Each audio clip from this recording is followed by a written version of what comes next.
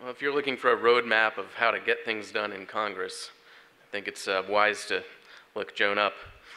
Our next speaker is Program Director at FAIR, Fairness and Accuracy in Reporting, and host of the syndicated radio show Counterspin. She has appeared on ABC's Nightline, on CNN Headline News, and she has testified to the Senate Communications Subcommittee on the budget reauthorization for PBS. She is author of Civil Rights since 1787 and Stop the Next War Now, Effective Responses to Violence and Terrorism. Janine Jackson, welcome.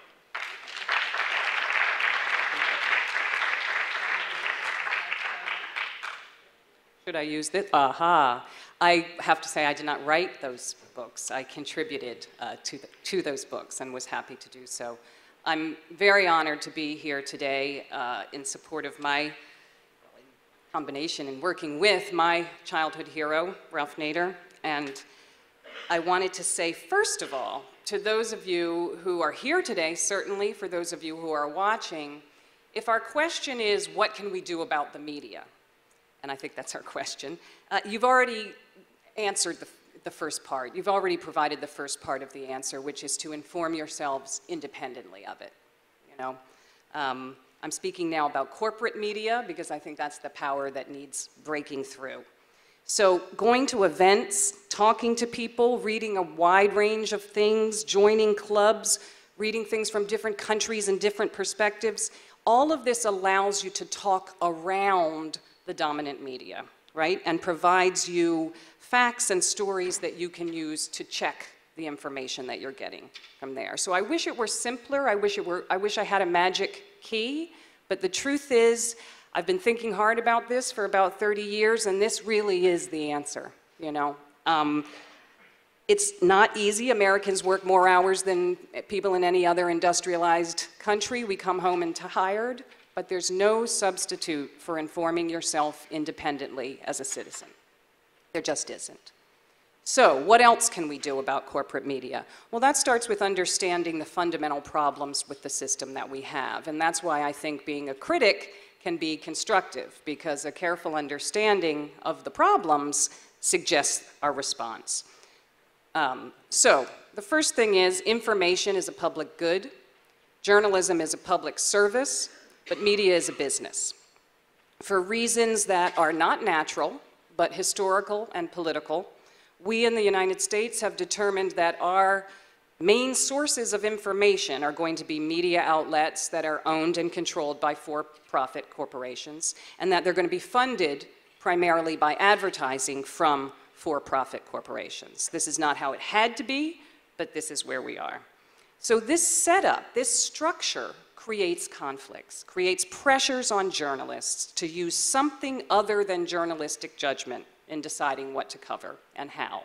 These conflicts are baked into the structure, is what I want to say. It's not a matter of reporters being bad people, reporters being lazy, certainly some of them are, but these problems are structural. So, conflicts of ownership. I really can't think of a clearer example than Les Moonves, the CEO of CBS, saying, quote, "Super PACs may be bad for America, but they're very good for CBS," unquote. Now, he's not lying. Broadcast media make a tremendous amount of money from political advertising. That's part of the relationship. Okay? Politicians need media to get their message out, and media companies need politicians, both for favorable legislation that allows them to kind of override public interest obligations and consolidate, but also for this thing where they back a dump truck of money up to the door every 4 years for political advertising. That's part of the deal. The only people not cut in on that deal is us, of course, is the public. For us, we're actually harmed by a process where rich people can pull political strings without transparency or accountability, such as super PACs encourage. But the point is, CBS is making decisions that are business decisions because CBS is a business, okay? It's just that the impact of their business decisions have effects on all of us throughout our life, because television, for example, is not a toaster with pictures, as regulators have said. Sometimes the conflict comes because the owner of a media outlet also owns other things. Clothing factories with contracts in Bangladesh, for example, or internet retailers, things that ought to be subjects of journalistic scrutiny. But the same owner owns the media outlet and the object of scrutiny, and so it just doesn't happen. Or owners are just power players in a local community. They don't want to upset other power players, like the police, like the local hospital. They literally have dinner with those people, and they don't want to upset them. All of these structural conflicts affect the climate in the newsroom. So that's the ownership piece of it. What about sponsors? Well, because sponsors fund news programming, they write the checks, they can and do exert pressure, even though reporters will always tell you they never feel it. That pressure is there. Now, I have some favorite examples, some emblematic examples that I like to use. One of them is Time magazine doing a special issue on the environment. And they get a sole sponsor, and that sponsor is the Ford Motor Company. Now, an editor goes on record saying, of course, they're not going to talk about auto pollution, you know? And he said, we don't run airline ads next to stories about airline crashes, you know? So of course they're not going to when they have a car company do an environmental issue. Again, we're the only ones left out because we pick up the magazine and we see, oh, a special issue on the environment. We think reporters are making journalistic decisions. What do we need to know about environmental issues at this point? And that's not what's happening. And the fact that he says it out loud, it's not a secret, you know? It's not a secret in the industry, the influence that sponsors have. Different way of slicing it, Coca-Cola sends a letter to magazines saying which sorts of stories they would prefer their ads worth skillions of dollars to run alongside or not to run alongside.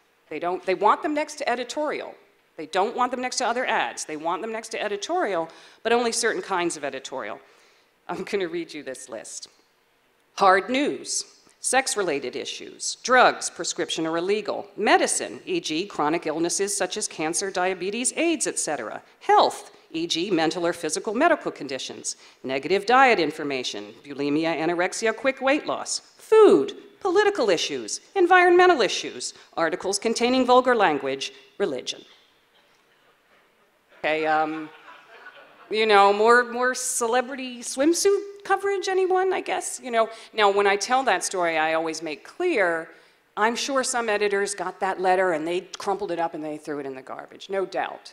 But what I'm trying to suggest is that Coca-Cola was comfortable sending it. You know, that's the climate, that's the situation, that they can say to a magazine, we want what you and I think of as news, they think of as the climate in which their ads appear, okay? Yes, even public broadcasting, intended as an alternative, but constrained from the beginning by a kind of short political leash and a consequent reliance on the same corporate advertisers as commercial media.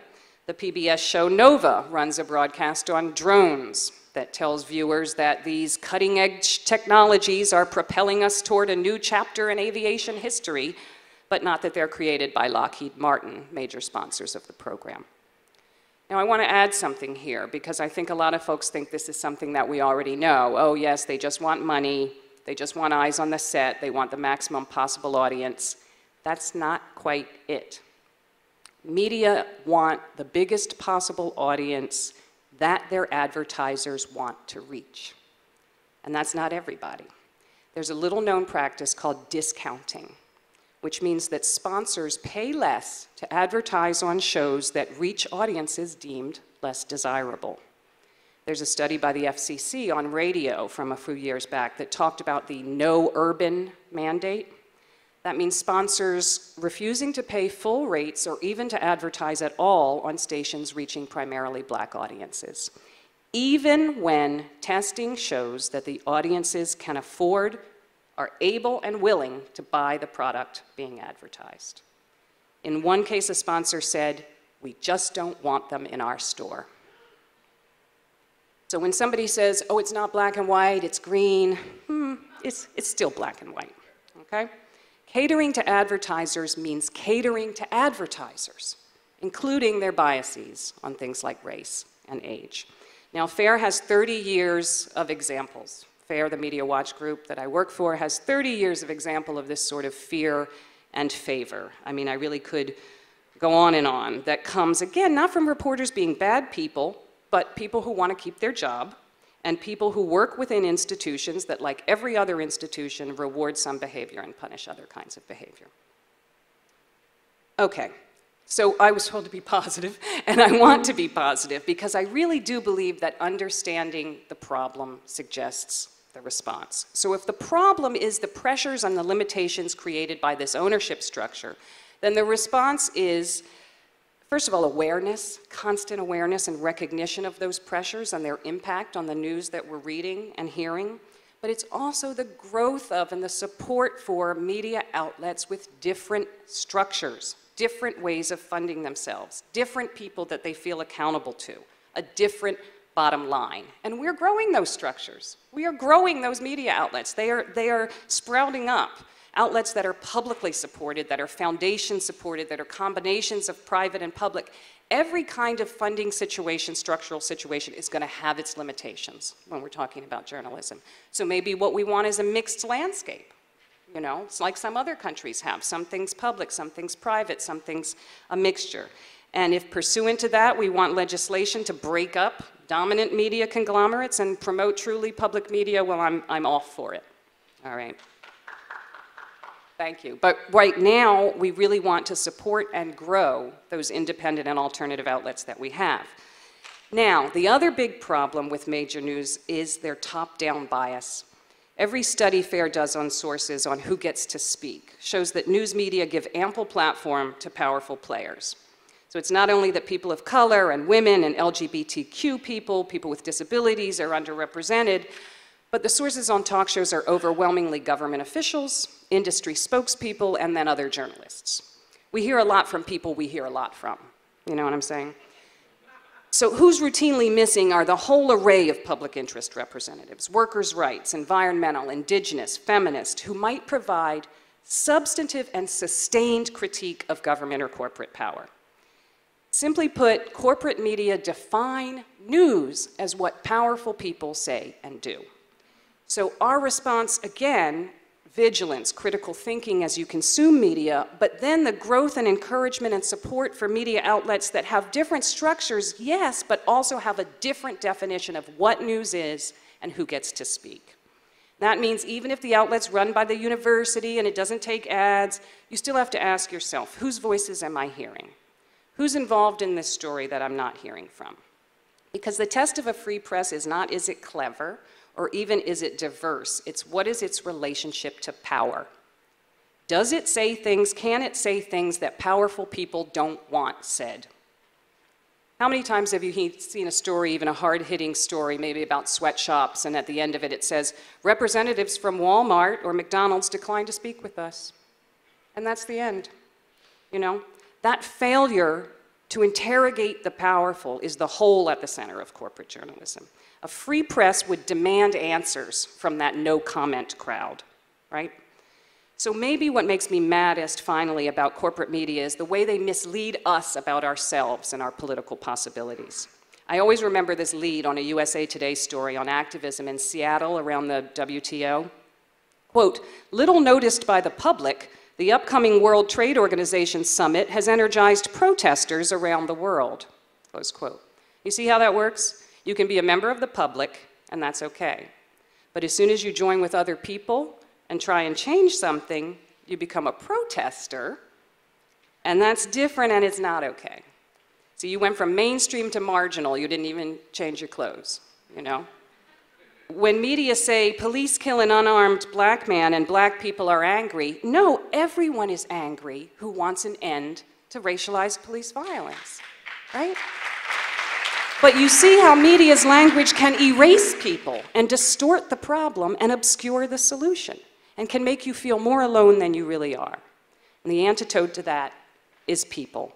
So I want to say everything that corporate media present is an unsolvable problem people are solving somewhere out there, and we need to hear those stories. Those examples are the antidote to fear. So what we do, read widely, thoughtfully, ask questions, and talk to one another around and without media organizations. We can break through power, and if the newspaper says we can't, well, don't believe everything you read.